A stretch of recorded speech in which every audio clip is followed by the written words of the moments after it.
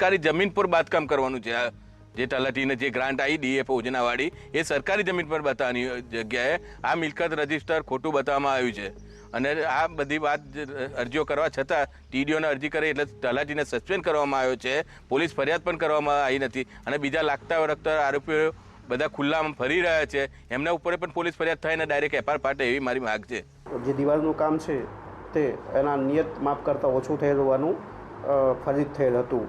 જે અહેવાલ અંતર્ગત જિલ્લા વિકાસ અધિકારી શ્રી દ્વારા અત્રે પૂરતા માંગેલ કે જવાબદાર જે કર્મચારી પદાધિકારી હોય એની સામે કાર્યવાહી કરવાની થાય છે. તો જે પૂરતા અત્રેથી જિલ્લા કક્ષાએ રજૂ કરતા માનનીય જિલ્લા વિકાસ અધિકારી શ્રી દ્વારા ગઈકાલના રોજ ગામના જે તલાટી કમ મંત્રી છે જેમનું નામ SM ડામોર છે તેમને સસ્પેન્ડ કરવામાં આવેલ છે. સરકારી જમીન પર બાંધકામ કરવાનું છે. જે તલાટીને જે ગ્રાન્ટ આવી ડીએફ યોજનાવાળી એ સરકારી જમીન પર બતાવવાની જગ્યાએ આ મિલકત રજીસ્ટર ખોટું બતાવવામાં આવ્યું છે.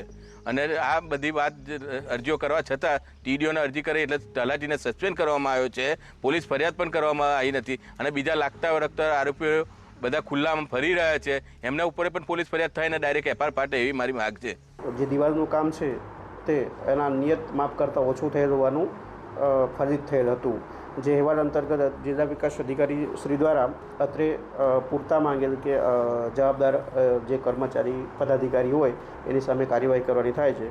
તો જે પૂરતા અત્રેથી જિલ્લા કક્ષાએ રજૂ કરતા માનનીય જિલ્લા વિકાસ અધિકારી શ્રી દ્વારા ગઈકાલના રોજ ગામના જે તલાટી કમ મંત્રી છે જેમનું નામ SM ડામોર છે તેમને સસ્પેન્ડ કરવામાં આવેલ છે.